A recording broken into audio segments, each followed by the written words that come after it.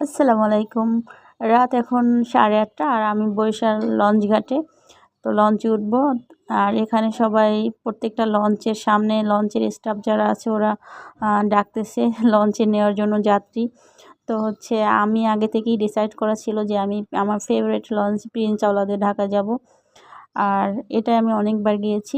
বরিশালের রুটে যতগুলো লঞ্চ সবগুলোর থেকে আমার কাছে এটা খুব ভালো লাগে। এটা খুব ক্লিন আর ডেকোরেশনগুলো খুব সুন্দর, ওয়াশরুমগুলো অনেক সুন্দর। তো আমি এখান থেকে টিকিটটা নিয়ে নেব। আর আমার অবস্থা দেখুন, আমি বাইকে আসছি লঞ্চঘাটে, আমার চুলের অবস্থা বাতাসে উড়ে মুড়ে এলোমেলো অবস্থা একদম।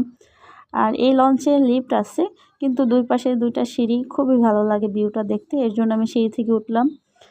আর এখান থেকে চাবিটা নিয়ে নেব স্টাফদের কাছ থেকে, যারা কেবিন বয়। আমি সিঙ্গেল একটা কেবিন নিয়েছি কারণ একার জন্য। আর এই লঞ্চের বিপি কেবিনগুলো অনেক সুন্দর। এর আগে আমি বিপি কেবিন আসছি, তখন ফ্যামিলি ছিল সাথে, এর জন্য। আর লাইটিংগুলো না অনেক চমৎকার, তো আমার কাছে এটা ভালো লাগে, এর জন্য এটা আসছি। আর এই আমার কেবিন।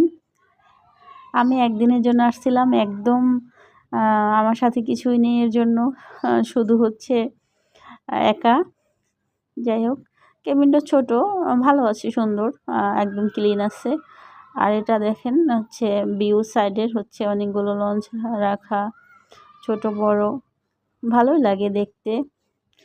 তো আমি একটু শর্ট এক একটা ক্লিপ নেওয়ার চেষ্টা করেছি, যেটুকু দেখান যায়, কারণ এটার ভিডিও অলরেডি আমার পেজে আছে।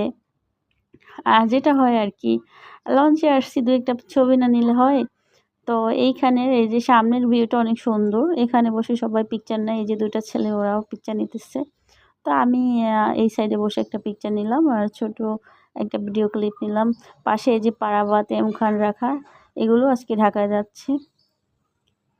আর এই দেখুন নদীর ভিউটা সুন্দর না? সন্ধ্যার সময় তো এর জন্য একটু অন্ধকার এরকম লাগতেছে, বাট তারপরেও দেখতে সুন্দর। আর লঞ্চ জার্নিটা আমার মনে হয় বেস্ট জার্নি। বিমান জার্নি, গাড়ি জার্নি, যেটাই বলেন না কেন, লঞ্চ বেস্ট।